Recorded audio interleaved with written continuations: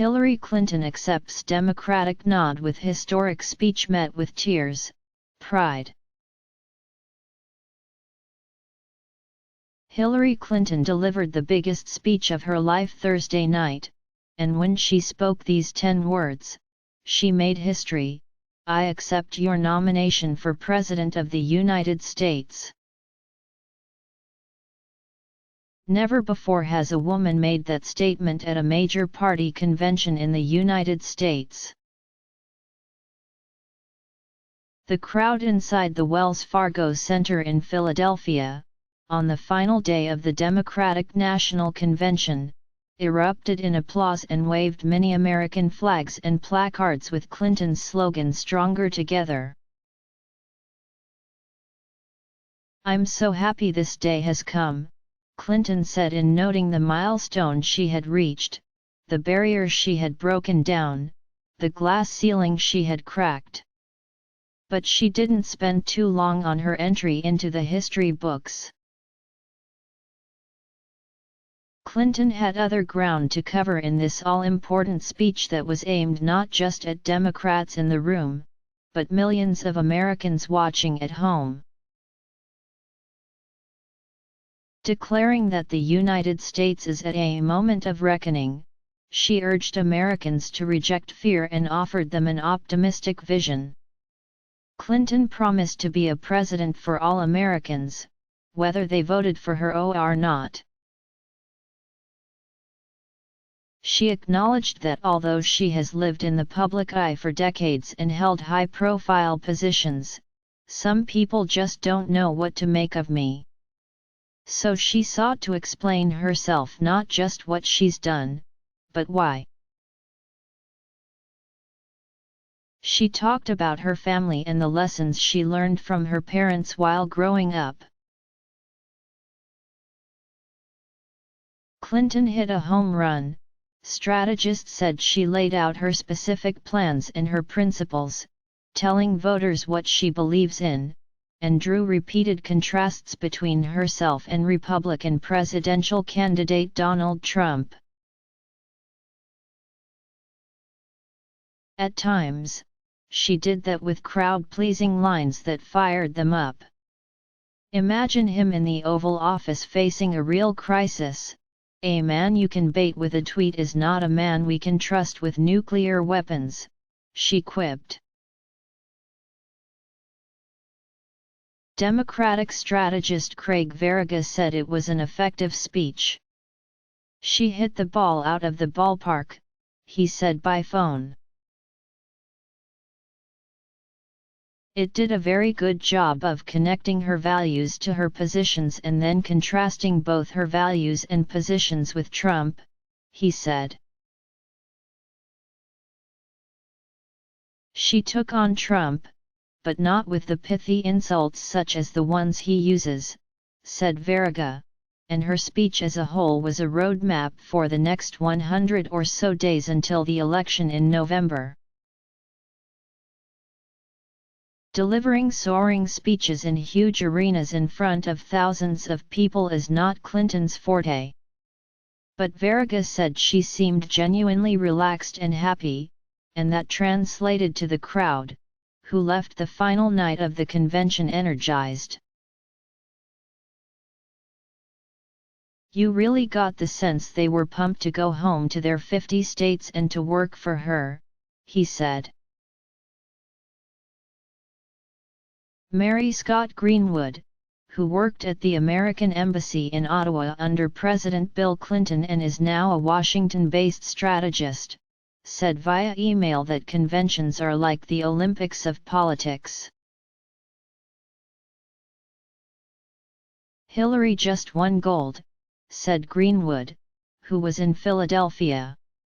Greenwood said it was hard not to get swept up in the emotion of the evening and that she watched her friend with pride. "Now the hard work of the general election begins in earnest," she wrote. Tom D'Angora has already been working for Clinton for months as an outreach coordinator on LGBTQ issues in New York City. He had a front row seat for the speech last night and called it brilliant. "She's been my hero for longer than I can remember," the theatre producer said. "For her to accept the nomination, I think it was the most exciting thing I've ever witnessed." D'Angora is somewhat of a superfan.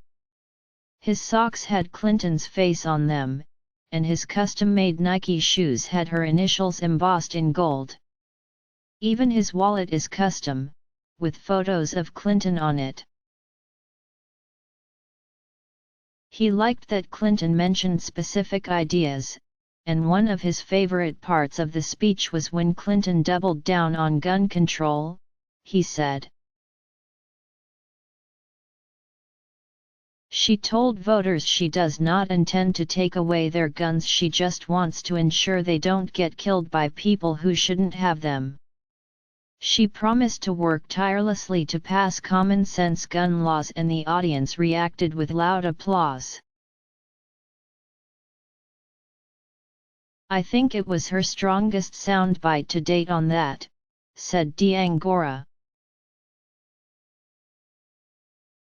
Clinton thanks Sanders voters. Another moment that attracted cheering was when Clinton thanked her former Democratic rival Bernie Sanders, who is now backing her, and told him and his supporters, "I want you to know I have heard you. Your cause is our cause." Samantha Herring, a Sanders delegate from Florida, appreciated the outreach. "I thought she did a great job bringing us together," Herring said after the speech. Next to her, Kira Willis was having a harder time offering unconditional praise for Clinton. She does plan on voting for her, but the passionate Sanders supporter is still emotional about his loss. "It was a really great speech and I just hope she means what she says," said Willis, clutching a teddy bear for support. She brought it after reading an article that said the stuffed toys can reduce stress. She cried, not tears of joy, during Clinton's speech. "I'm drained, I'm emotional," she said. Judah Yoon was also overcome with emotion, but in a good way. When Clinton finished speaking, and the balloons and confetti rained down on the convention goers below, the journalist was wiping away tears. "It was just really overwhelming," Yoon said, noting that Clinton came across as competent and presidential.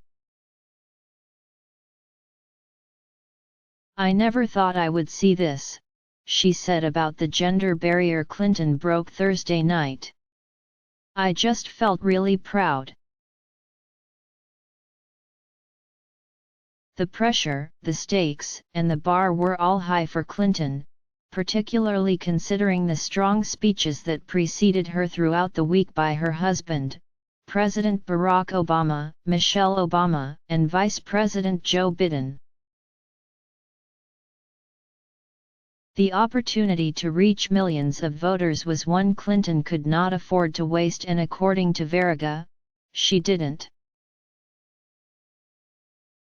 Clinton listed off a series of policy positions on health care, the economy, trade, and other issues, and told Americans if they share those beliefs, regardless of their party affiliation, if any, this is your campaign.